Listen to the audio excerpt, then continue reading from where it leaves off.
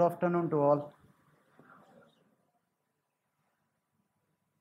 Primarily, I would like to focus on education in principle, the basic requirement, and what changes I would like to see as an individual in the field of education.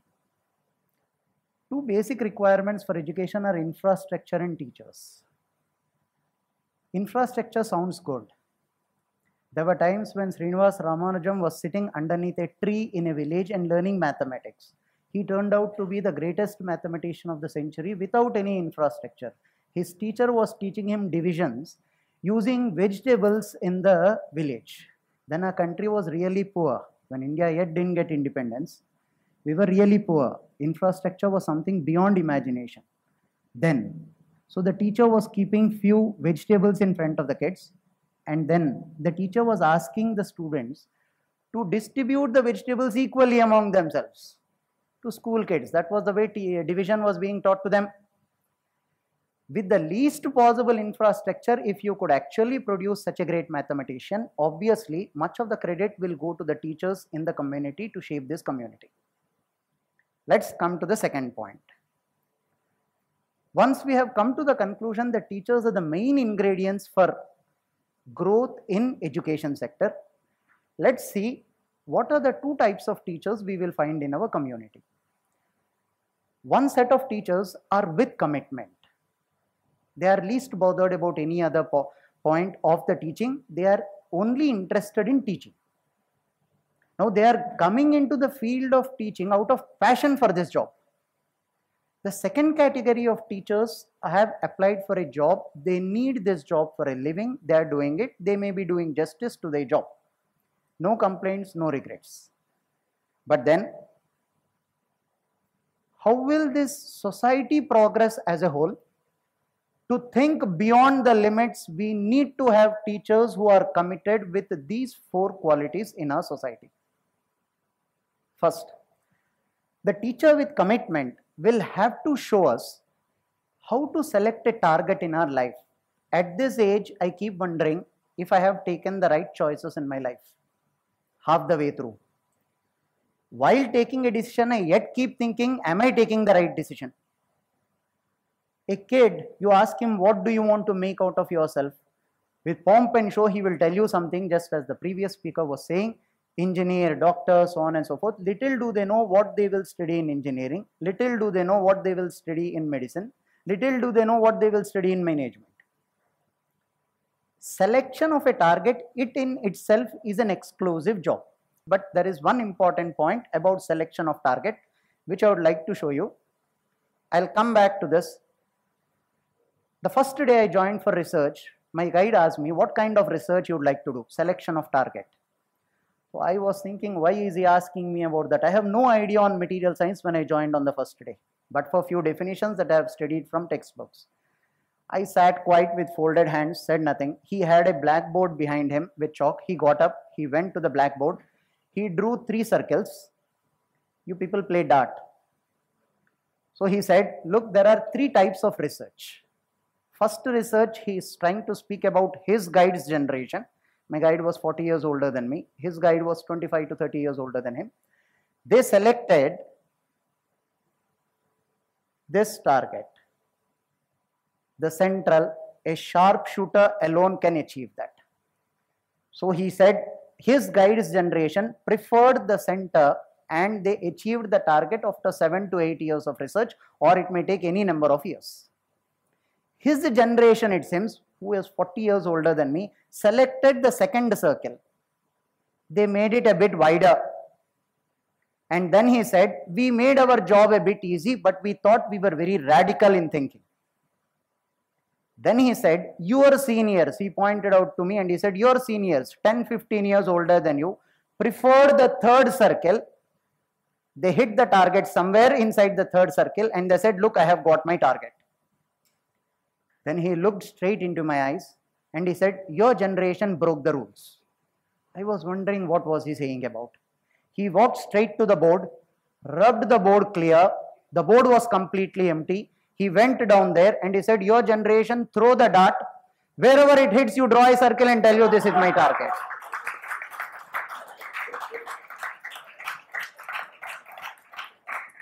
That day, I thought he was mocking at me. He taught me a very important lesson in my life, which I did not understand then. I would say the present generation is much aware about the situations when compared to what we were then. I thought, why is he cracking jokes with me now? Why doesn't he tell me the topic on which I should work? I will go ahead working. Neither do I know the first target, nor do I know the second target, nor do I know the third target. Then why did you join for research? Because I would be getting fellowship then, a UGC sponsored fellowship. I had no other job in my hand. He is telling me stories which didn't make sense to me then. But actually, he was a teacher who inspired people. He told me how to select a target then. Years down the lane, I recollect this incident to understand how to select a target. Now, these are the community of teachers who are basically motivators. Say, can you give me 2 more examples where they show this commitment towards this job? First priority which I would like to have in a teacher is somebody who can motivate the student to achieve his target. Selection of the target is the first job. I have given you one example. Let's go to the second. Motivation to follow the target. How do you think somebody can motivate? Should he be a teacher? There is a teacher in every person if you people observe. Let us consider 2 examples. First example, Mahatma Gandhi. Just imagine how much amount of motivation he should have given to a set of people to stand in a line to be beaten up by the cops. Then they walk in a line to be beaten up. What amount of a motivator he would have been? Second example with Mahatma Gandhi ji. In the year 2000, when I just joined the field of academics, the principal of that college was a very senior person and he retired, and yet he was on an honorary post there. He was 72 years. He told me, did you people ever read Mahatma Gandhi's books? I said, I read his biography. Then he said, that means you know nothing about him. I told him, then what else is the better way to understand him? He described one incident to me, which I remember till date. He was from a rural town called Nellore. It seems there was news when he was young. When he was telling me this story, he was 72. When he was young enough, one of the freedom fighters of those times, they had news that Mahatma Gandhi is going to Madras by train, and in Nellore, the train will stop for 2 minutes. There was huge chaos on the railway station. Cops unable to control the crowd. People were running around to have a glimpse, which today we have got cell phone communications. Those days, which compartment he will come out, they were not sure of. And Mahatma Gandhi was actually sometimes unpredictable. So the whole of the platform was occupied. His description was so that if you throw sand up, it would not come down. That was the way the platform of Nellore was felt. Noise unbearable. Announcements being made could not reach to anybody. There was so much noise on the platform. As the train came, it seems slowly Mahatma Gandhi ji walked out to the gate, spoke nothing. But for that 1.5 minutes, it seems there was pin drop silence on the platform. People were just watching him, speaking, no, pin drop silence. Imagine the power this man had in motivating people.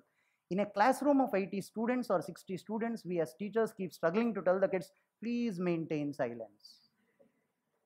This man, in a complete train crowd of people, did not say a single word, and yet there was pin drop silence in that particular platform. Look at the amount of motivation he should have given to them. Motivation doesn't come just by talk. The feel and the persona will speak about the person. One example of Dhirubhai Ambani, when I was reading one of these authors, Dhaval Modi, I was impressed. Dhirubhai Ambani was working in a petrol pump. He was working in a petrol pump in Yemen. And then one day he realizes that the real currency coin of Yemen had silver in it. If you search for something, it comes towards you. He understood that the value of silver in it is more than 1 real. It's like telling you the cost of 1 rupee coin cannot be more than 1 rupee. The real coin which he understood had silver in it. If you melt it, the amount of silver that you get will be more than the value of 1 real. So then he thought, this sounds good. He ordered for real coins. He melted them, got the silver, sold it. Slowly his profit started increasing. And as days passed by, he ordered for such a huge quantity of coins that the government was shaken.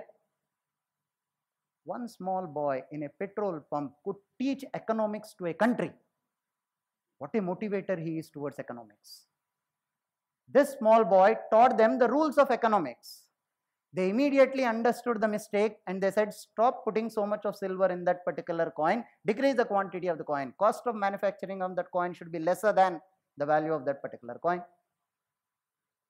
Come to the third aspect of this. Patience to follow the path. Now, this is a very subtle thing and a very elaborate topic. These are the qualities which I expect in the teaching community of my nation, and then the next generation will be much better off than what we were. When I was a kid, my dad used to tell me this story from the Panchatantra stories. It seems there was a saint in a particular village who had a bowl with him. Whatever he asked for in the bowl, he would get that. He had a few disciples, and the necessity of the saint was quite low. So he used to ask only for 2 square meals a day for all his disciples and himself, and then he used to distribute it properly to all of them. But this news spreads fast. A dacoit from a far off area got to know of it. He thought, why should the saint have such a bowl here? I will stop killing people if you give me that bowl. So he thought, let me go and steal it. But then he thought, near a saint, what arms will I have? I can directly go and ask for it. He walked in, kept the sword on the saint's head, and he said, give me the bowl. The saint said, you don't need to bring a sword to ask from me. Whatever you ask, you generally get. He picked up the bowl and gave it to him. The dacoit was very happy.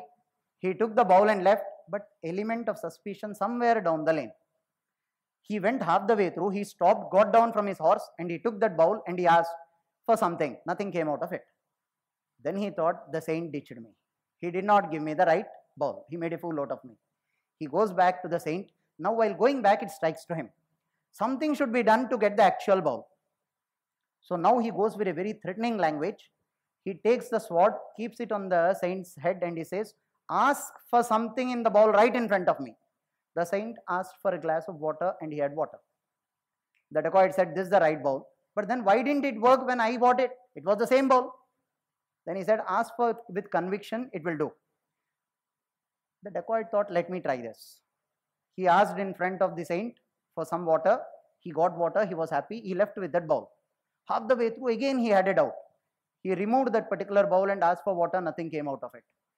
He thought the saint should be uttering some mantra, only then there will be something coming out of it. So he got rid of me this way.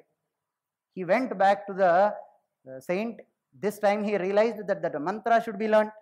He fell at the feet of the saint. He asked for forgiveness. He asked him to be accepted as a disciple. The saint said, welcome. All the other disciples were actually perplexed. This guy is a dacoit. He has threatened you 2 times. He stole the bowl. What will we eat from tomorrow? The saint said, welcome, join me.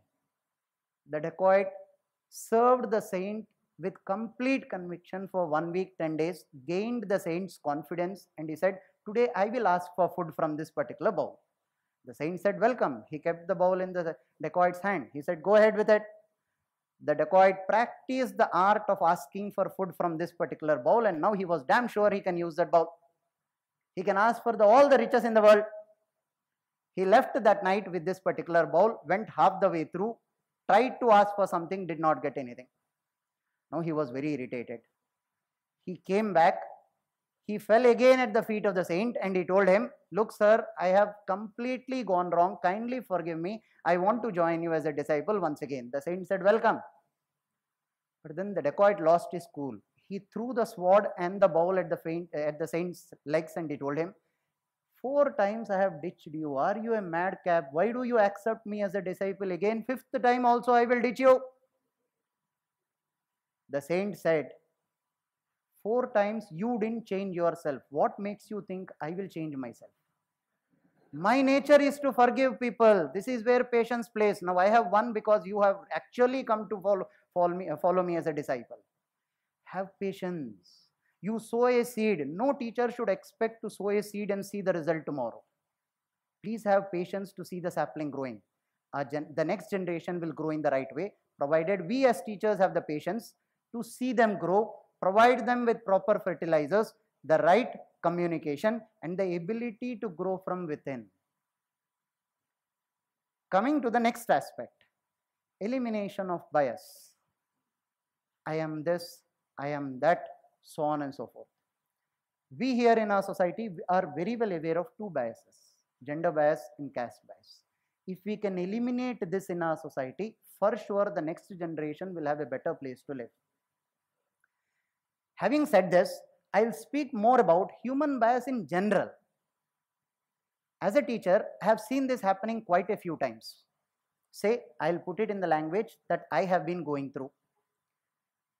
2007 or 6, I saw one of the teachers, mathematics teachers, gave a question paper, and the student after the paper comes to the mathematics teacher and he tells him, "Sir, मैंने question गलत पढ़ लिया था examination में."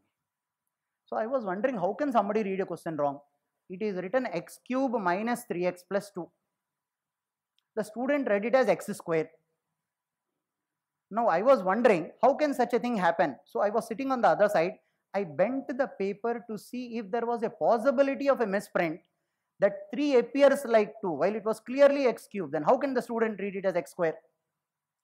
The teacher sitting in front, I was wondering what will be the answer given by the teacher. The teacher sitting in front had a very well conversant style of speaking in both Hindi and English. He said, "अरे यार x cube तो clearly दिख रहा है ना यार, तब तो तेरे चश्मे के नंबर बदलने हैं." All the students around smiled. He evased the question but did not answer the question. Neither could I help him out because then I also did not know what an answer could that be. If you read the question wrong, how can I help you out? That year, at the end of the year, when I was discussing a question paper in one of the centers, the student gave me a paper and I drew a PV graph. Pressure on the y-axis, volume on the x-axis.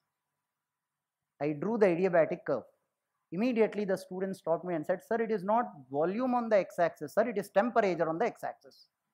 Then again I picked up the paper to see. I was shocked to see it was actually temperature. How can somebody see capital T as capital V? But I saw it.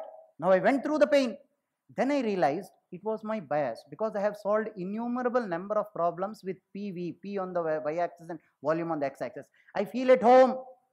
I have solved such type of problems. I am comfortable. I would like to see volume on the y-axis. So the moment I saw the x-axis, the moment I saw the curve, I concluded by chance that it should be volume on the x-axis because that will make me feel comfortable. Come out of this bias. How do I come out? Have a look at one more example here. Please read the line underneath.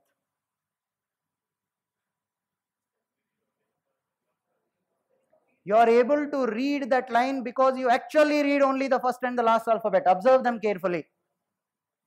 This is human bias. In an examination hall, while we judge people, when we grow up, we judge people by just one impression. Please don't. Don't read only one alphabet in your life. Please read the complete word. Please read the complete line. This is in general human bias. Judgment should be proper and it should be in tune with what you're talking about. The last thing I would like to conclude with is acceptance is the key to maturity. You grow up as an individual when you learn to accept things. I would like to quote T.T. Rangarajan in this particular aspect. His videos are quite famous. They're viral on the WhatsApp. One small incident which I was describing, I was very impressed. He said, acceptance of something makes you an emotionally grown-up individual. His example was like this. Fear in any form is because I see what I don't expect. Why do you get shocked? Why do you get stunned? Because you see somebody coming onto you while you didn't expect them. When something happens to you which you did not expect, it's fear. But the same fear is given a different name called adventure when you go for trekking in Himalayas, when you go for a boogie jump, when you go for water rafting. Now there, what is an unexpected wave comes in front of you. You admire it. You call it adventure. When you accept the unexpected, it is adventure. When you do not accept the unexpected, it is fear. Please learn to accept things the way it comes to you. You grow up as an emotional, independent individual. A negative thought process comes only when you cannot accept it. Some person is very successful in life. His second example, some person is very successful in life. You accept it, it becomes an inspiration. You do not accept it, it becomes jealousy. Please learn to accept this. As students and teachers, for sure the society becomes a better place. To think beyond the limit, we need to think on educating our society this way. Thank you, one and all.